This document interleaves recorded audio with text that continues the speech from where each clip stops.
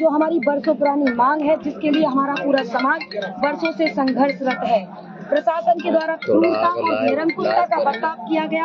हमारे द्वारा 21 अप्रैल को चक्का जाम करने की घोषणा कर दी गई थी।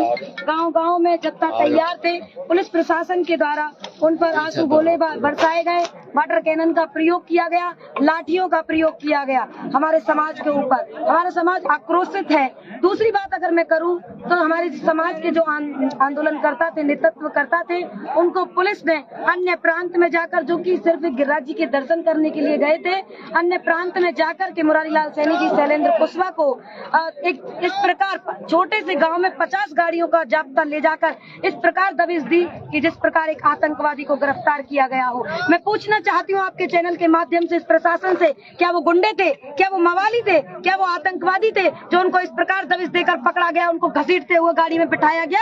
मैं जानना चाहती हूँ एक सामाजिक कार्यकर्ता के साथ ऐसा सलूक क्यों किया गया? और वहाँ के निवासी, यूपी के निवासी मेरे 2 भाइयों का, जिनकी अभी 5 से 6 दिन के बाद शादी है, उनको भी पुलिस द्वारा हिरासत में ले लिया गया। हमारी मांग है 12% आरक्षण। हमने पिछले वर्ष 12 जून को इसी आरोदा NH 21 पर जाम लगाया था 12% आरक्षण की मांग को लेकर।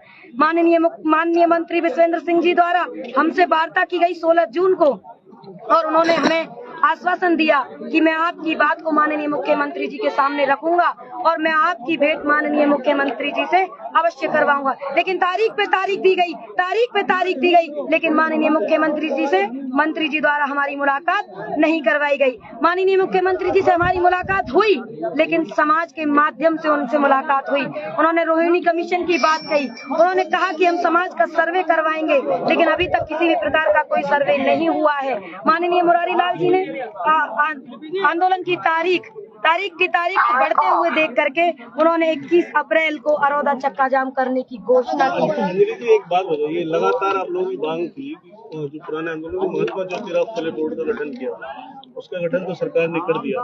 कल आपके ही समाज के कुछ लोग जो 9 सदस्यीय दल वो भी जयपुर गया। लवकुश बोर्ड की जो बात हो रही है, वो तो चोर है,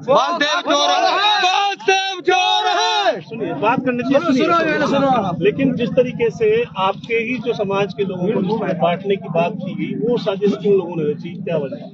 देखिए, कोई भी समाज होता है, कहीं ना कहीं कुछ ना कुछ अपवाद होता ही है।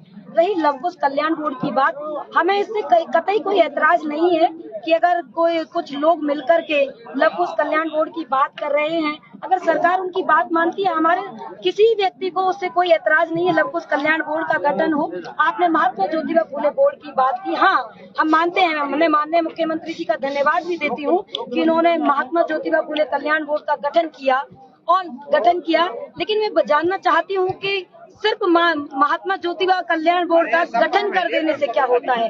अभी तक ना उसका कोई अध्यक्ष बना, ना कोई सदस्य बना, ना ओनली एडवाइजरी बोर्ड। हमने महात्मा ज्योतिबा फुले कल्याण बोर्ड की जो मांग की थी, जो जिस प्रकार गुर्जरों के लिए देवदारा कल्याण बोर्ड की घोषणा की गई है, वो हमें महात्मा ज्योतिबा फुले कल्याण बोर्ड दिया जाने की हमने मांग की थी। हमें एडवाइजरी कल्याण बोर्ड नहीं चाहिए था।